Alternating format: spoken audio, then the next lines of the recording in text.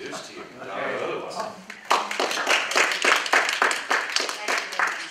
All of these things come together and they create a roadmap of what's going to become Bucks County.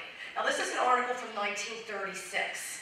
This is especially important because now you have to visualize Bucks County, small farming communities, beautiful, but at the same time, it's a short commute into New York and also Philadelphia. And if you take a look at this article, they're really addressing the idea of all these people flocking to Bucks County. So why are they flocking to Bucks County? There's two theories.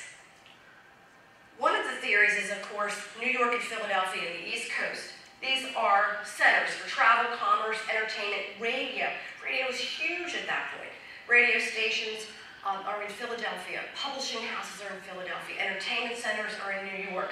So we have all this going on, just a short commute from this beautiful area.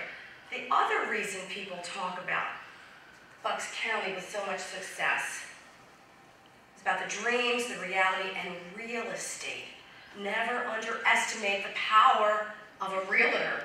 These are people who are selling dreams.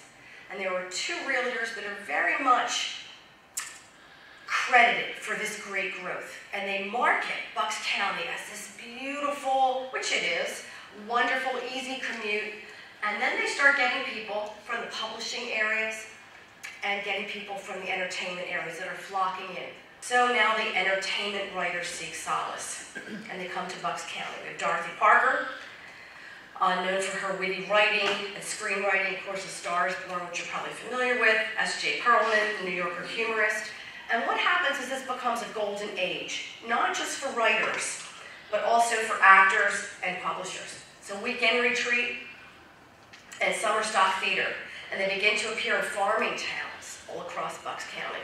So these are people that are used to these beautiful penthouses and the footlights of New York, the publishing houses of Philadelphia, and now they're coming out to this quaint, charming little area, and they're making it their own. Something I find vastly amusing. We all remember the Green Acres television series. Well, George Kaufman and Moss Hart had written The Man Who Came to Dinner, and it was based on a guest that came out to their Bucks County farm and was a horrible guest. He couldn't stop talking about how there was not enough warm water, and the floorboards were creaky, and he wasn't comfortable, and roosters were crowing, and they got this great idea to create the movie and the Broadway play, The Man Who Came to Dinner. And from that, the television series spun off many years later. So when you look at that, that's actually a parody of what was happening in the early years of Bucks County.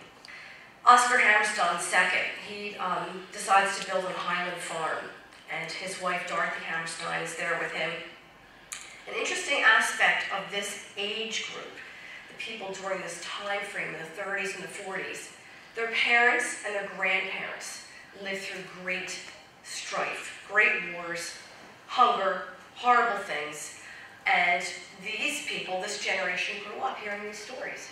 So the thought was very similar to what we know today as victory gardens. The thought was, we're going to have a farm, and if war ever comes to our area, my family is not going to starve, and we're going to have a safe haven no matter what happens. So these are people that are really living in great cities and posh surroundings, but they're still remembering those stories of the Civil War and living through World War I and remembering all the hardships that came. So it's not an accident that these people came to the area and they started farming. They became what we know as gentlemen farmers, and they oversaw a lot of this.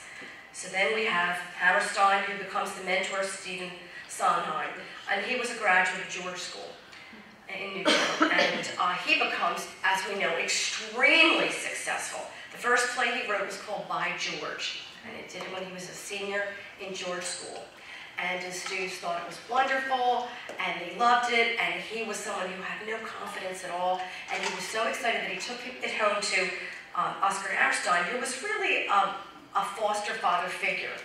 And he didn't tell him he wrote it, but he said, I need you to sit down and look through this and give me your honest opinion. So Stephen Sondheim said years later that he learned more in those 2 hours of getting it page by page ripped apart and criticized of what he needed to do to be successful. And of course he became very successful. We're going to talk about Hammerstein again in a little bit. Now, Hammerstein and co-lyricist Richard Rogers, who was a weekend vacationer in Bucks County, used to go to Highland Farm and visit the Hammersteins, and they always had children running in and out, and lots happening. They, of course, were the lyricists for The King and I.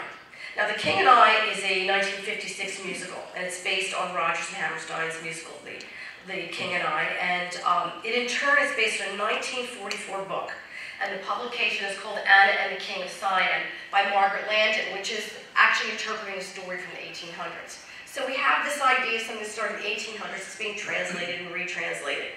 But what's important about this story is that there was a publisher who Hammerstein knew, and he said, I think you should think about adopting this into a stage play. I think it would be successful. He said, in fact, I like the story so much, I'm going to turn it into a book. And this man worked for John Day Publishing Company. He said, I think it's a fabulous story, I'm going to turn it into a book. And this man had a real gift for titles. And he said, I'm going to call it The King and I. So Hammerstein says, you know, I think it would make a really interesting screenplay. And they work on it together. And that man is Richard J. Walsh. He's a publisher, he's an editor, he's an author, he's a social advocate, and he begins pocket books, little kangaroo logo of pocket books. And we see the logo in some of the corners of the book. He's also an author. He writes about 8 different books. But what makes him extremely special is that he has a gift for recognizing talent, and he's a fabulous editor. You never hear about this man. He's in the wings. He's taking the back seat and speaking to people, and he is so instrumental. And he, in fact, starts the first paperback books. They were initially called editions of paperbacks for the armed forces. And they were called pocketbooks because the soldiers would actually tuck them into the pockets of their fatigues, or tuck them into pockets in the back of their pants. So that's how he decided to get this idea. He also saw a lot of these different paperback books abroad that were just in brown paper, but he decided he was going to give them colorful covers, make the titles interesting, make them a little bit exotic, and people would reach for them and they'd buy them. And this becomes extremely important in the armed forces. Everybody is issued some kind of book. And then we have the beginning of marketing of paperbacks. So Walsh's idea of marketing proved a great success with great mass market. His first book that he put into paperback was The Good Earth. Okay, 1938 is sold in Macy's, and then later went into sell in drugstores, markets for about 10 cents. The author of the book, Pearl S. Buck, really recognized the genius of Walsh, and she was married to him for 25 years. Pearl Buck and Walsh were together until his death in 1960. They lived not far from here in Percy. And together they adopted 6 children, 2 of which were biracial. So now we have this whole other aspect of these people. Here are these people who have this great high profile, and now they're adopting children that are biracial. So it becomes more acceptable. Another great impact into Bucks County. Now we have Pearl Buck. Pearl Buck was born in West Virginia, but she lived the first 40 years of her life in China, the last 40 years of her life here in the United States. So she had this very unique perspective. She authored about 2,000 literary works. She has about 1,000 awards that were connected to her advocacy for human rights, and she's the first American to win both the Nobel and the Pulitzer Prize for Literature, again, right here. So if you look at Doylestown, we have Michener, who we'll talk about in a minute. We have Pearl Buck, both Pulitzer Prize winning authors, within 2 miles of each other. So think about the impact of that in this little area. So together with Richard Walsh, Oscar Hammerstein, Lois Burpee, and James Michener, they founded the first multicultural adoption agency, then known as Welcome House. I mention this because when we talk about The King and I and all the children that came about, this was the inspiration that Richard Walsh talked to Hammerstein about. He said, think about this production, think about how it would work. And that's how that idea worked. So James Michener, author, philanthropist, art collector, also Pulitzer Prize winner for fiction. For Tales of the South Pacific, was a neighbor and a friend. Hammerstein, Pearl Buck, Richard Walsh, all these people, all these great people during this incredible golden period of Bucks County. We see Stella Elkins Tyler. She's a philanthropist. She's a sculptor. And she is very much a benefactor of education. She donated 2 of her estates to to colleges. She's very much involved in perpetuating education. Excuse me. So we see this in Tyler School of Art, which is now in Bucks County, and we see it with Bucks County Community College. And we see Tyler Hall right there at the bottom where she lived for many years with her husband, George Tyler. And we see Indian Council Rock, which is a favorite of mine, another lecture that I do. When I graduated from college, that was my capstone, that research and that paper. No one could believe the estate, the history, the Native American influence in Bucks County. So here is a photo, excuse me, just under Stella Elkin's bedroom of the Native American pointing to the rock where the Indians held council. Of course, this goes back to the original idea of Penn, because this was a stronghold for the Native Americans, for their council and also for their commerce, which takes place in Playwicky Park, Playwicky Farm. A lot of these painters that we're going to see are immigrants from other countries, but again, they're migrating to Bucks County. Daniel Garber, one of my favorites. I had to do two of him. Love Daniel Garber. Love the piece of the mother and son playing chess. Love the sun coming through. I have an undergrad in art history, so I'm not going to go on and on about the light and how beautiful, but you can see the great talent that we have here, right here in our own backyard. William Lathrop, who also became associated with the Wyatts, and was extremely important. This is an interesting piece. This is Henry Snell, who I like very much. Can you recognize where this group can recognize it? If I'm in another state, maybe not. Take a look at this.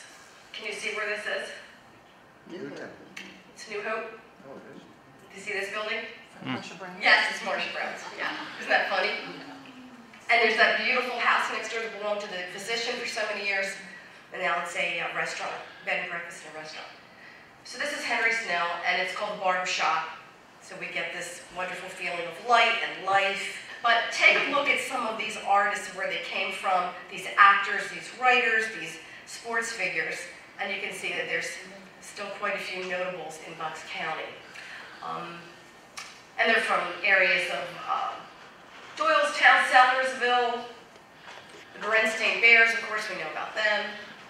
So this is what is one of the lists that people had recorded about important Philadelphians. There were some that I thought needed to come off the list. I took those off. But it's an interesting list because it continues today. So really we start with this idea of this area being founded in this sleepy little farming community of religious tolerance and acceptance and Quakers. And we fast forward through how it's become so prosperous and so important for so many people. So thank you so much. I hope that there are a few people that you hadn't heard about tonight through this, and I hope that the ones that you did were included. Any favorites that were not included, I'd like to know about. And I appreciate your time, and thank you so much. Thank you.